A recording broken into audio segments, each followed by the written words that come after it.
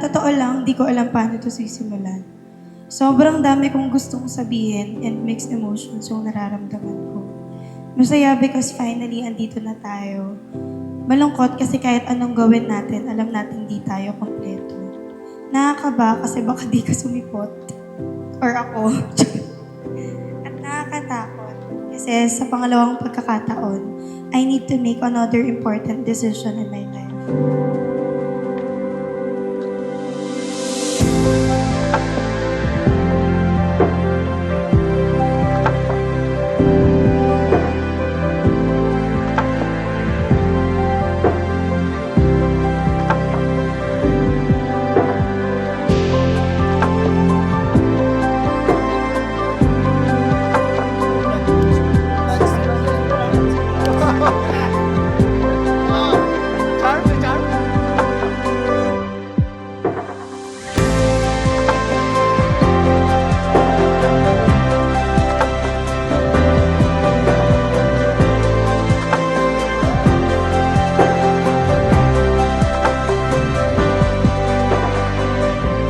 Love, sadyang pinagtagpo tayo ng tadhana.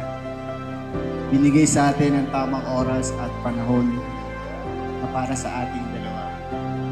Kalain mo yon dati, patingin-tingin lang ako sa iyo ngayon. Mag-asawa na tayo. Love, ikaw at si Lear ang inspiration ko araw-araw. Ikaw at si Lear ang lakas ko. Ikaw at si Lear ang pahinga ko. Ikaw at si Lear ang buhay ko.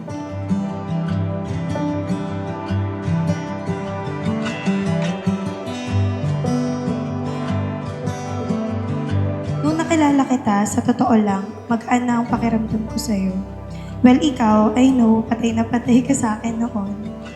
Pero during that time, I silently adore how you are as a friend to my cousin and your relationship with your mom.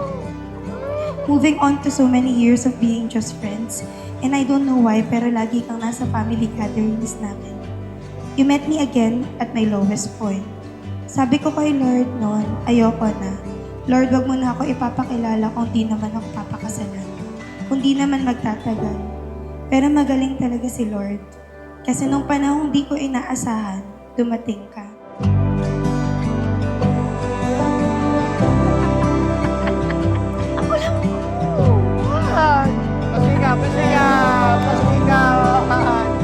Plastic natin, talaga naman. Pangako nga alagaan ka sa lahat ng oras. Poprotektahan ka sa lahat ng panahon. At iingatan ka at ang ating pamilyang binuo sa bawat araw na dadaan. Sa hirap at ginhawa, at kahit gaano man kahirap at kagulo, at kahit gaano man tayo subukay ng panahon, hindi ako mapapagod na samahan ka sa journey na to.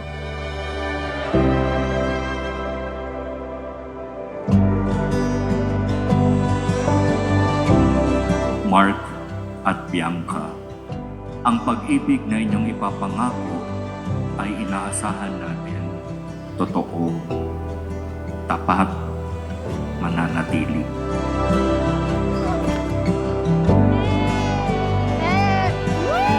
Kaya ngayong araw na to, sa harap ng pamilya at kaibigan natin, sa harap ni Leor at ng Diyos, ikaw ang pinipili ko at pipiliin araw-araw.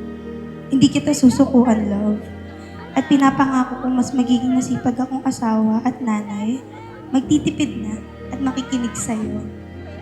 Para sa mama mo, Lola o Ma, magpahinga lang po kayo dyan. Ako na pong bahala sa anak niyo. At para po sa daddy ko, Daddy, I know, nung umalis ka at sumama kay Lord, alam kong happy ka at nakahinga ka ng maayos. Kasi kaming mga anak mo ay nasa tamang mga tao na. At kung di man kami mag-work ni Pili, kunin mo na lang siya.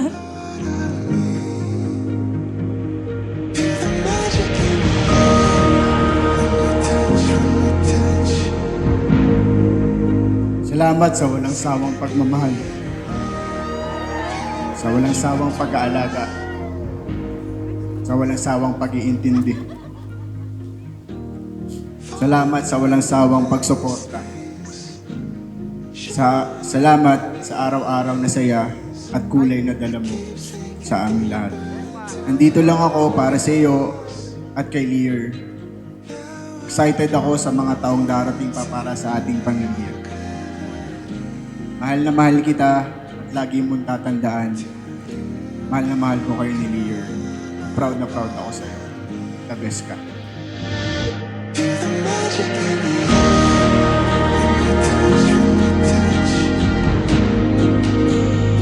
I hope that I made you proud. And nagawa ko yung mga bilin mo. Ang makapagtapos at humarap sa Diyos. Love, always remember na kasama mo ako sa saya at problema. Lahat gagawin natin for Leor and our future kids. Thank you for accepting me, flaws and all. Our relationship may not be perfect, but it's the imperfect moment that made us stronger. They made me love you even more. Love, simula pa lang ito, marami pa tayong pagdadaanan. And I'm so happy and thankful that I will face them with you and our family. I love you.